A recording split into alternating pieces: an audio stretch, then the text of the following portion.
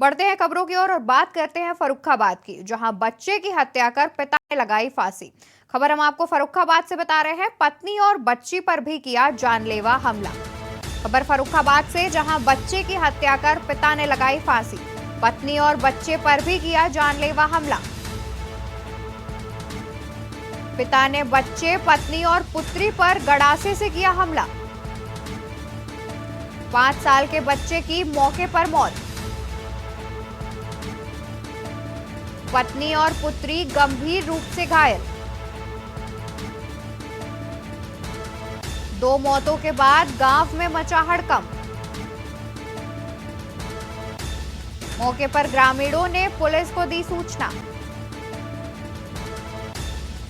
SP समेत भारी police बल मौके पर पहुंचा।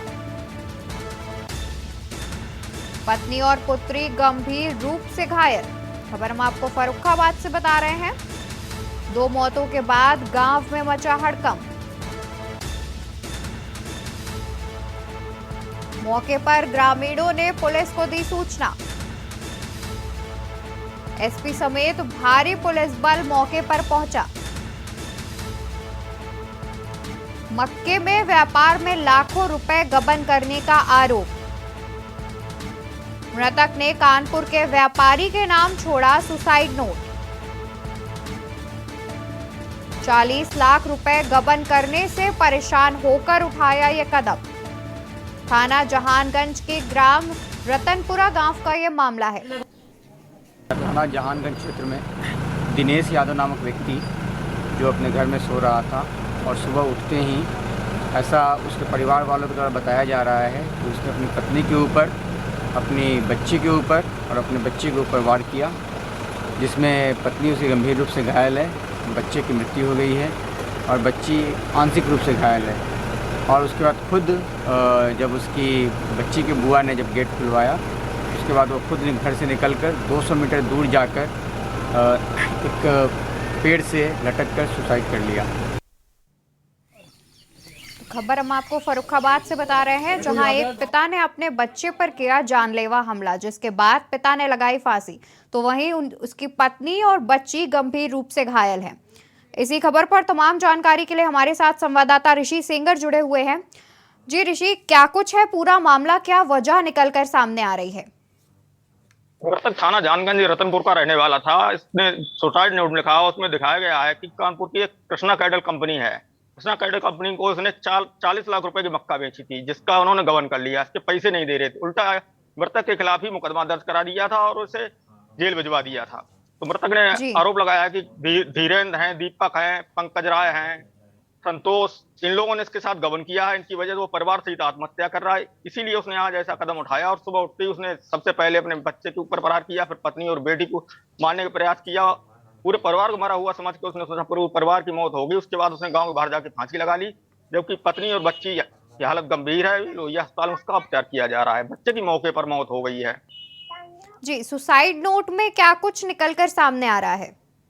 सुसाइड नोट में निकल के सामने ये आया है कि कानपुर की कृष्णा कैडल कंपनी है, इनके द्वारा इससे 40 लाख रुपए की मक्का ली गई थी, जिसमें उसने दीपक अग्रवाल, पंकज, धीरेन्द्र और संतोष को आरोपी बनाया है। उसका कहना है कि कंपनी के जो मुनीम थे, मैनेजर धीरेन्द्र शर्मा, उन्होंने उससे दूसरी बार मक्का खरीदने के लिए कहा था कि पुराना हिसाब कर दिया जाएगा, लेकिन उसका पुराना हिसाब नहीं किया था। और उससे किसान पैसे लगातार मांग रहे थे। पैसे न दे पाने की वजह से वो बहुत परेशान था, उत्पीड़न हो रहा था उसका लगातार, इसलिए उसने ऐसा कदम उठाया। उसने इन्हीं सभी चारों लोगों को आरोपी बनाया कि इसकी मौत के पूरे परिवार के जिम्मेदार कृष्णा कंपनी के मालिक होंगे सब। जी, तो पुलिस इस पर क्या कार्रवाई कर रही है? पुलिस अधीक्षक विकास को ने बताया कि पोस्टमार्टम कराया, पोस्टमार्टम के बाद जांच कर उचित कार्रवाई की जाएगी, आरोपियों के विरुद्ध भी कार्रवाई की जाएगी अगर दोषी पाए जाते हैं। तो उनकी पत्नी और जो बच्ची गंभीर रूप से घायल है, उनकी क्या हालत बनी हुई है? अभी तक उनका उपचार चल रहा है। हालत पत्नी की ज्यादा गंभीर है, बच्ची भी संतोषजनक स्थिति में है। जी, परिवार के अन्य लोगों ने आकर के कुछ कहा है इस मामले पर? परिवार का कहना है कि केवल व्यापारियों की वजह से ही उसने ऐसा कदम उठाया है। लगातार उसका उत्पीड़न हो रहा था, लगभग 3 साल 2 साल हो गए, तो उसका पैसा नहीं मिल रहा था। किसान उससे लगातार पैसे मांग रहे थे, जी वो पैसे दे नहीं पा रहा था। बिल्कुल, शुक्रिया आपका तमाम जानकारी हम तक पहुंचाने के लिए। तो जैसा कि हमारे संवाददाता ने बताया कि ये मामला जो है 4 लोगों के खिलाफ सुसाइड नोट में उनका नाम दर्ज किया गया है।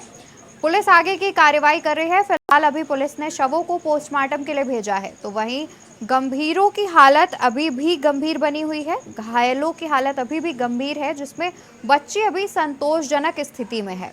खबर हम आपको फर्रुखाबाद से बता रहे हैं, जहां बच्चे की हत्या करने के बाद पिता ने लगाई फांसी। साथ ही एक सुसाइड नोट बरामद हुआ है। सुसाइड नोट में 4 लोगों का नाम सामने आ रहा है, जिसमें कानपुर के वो 4 लोग हैं और मामला है कि गबन करने का 40 लाख रुपए के गबन करने का मामला सामने आ रहा है। तो खबर हम आपको फर्रुखाबाद से बता रहे हैं, जहां बच्चे की हत्या करने के बाद पिता ने लगाई फांसी। बच्चे की हत्या के साथ ही उसने अपनी पत्नी और एक बच्ची पर भी वार किया था। परिवार वालों को मरा हुआ समझकर 200 मीटर लगभग 200 मीटर की दूरी पर जाकर खुद फांसी लगा ली।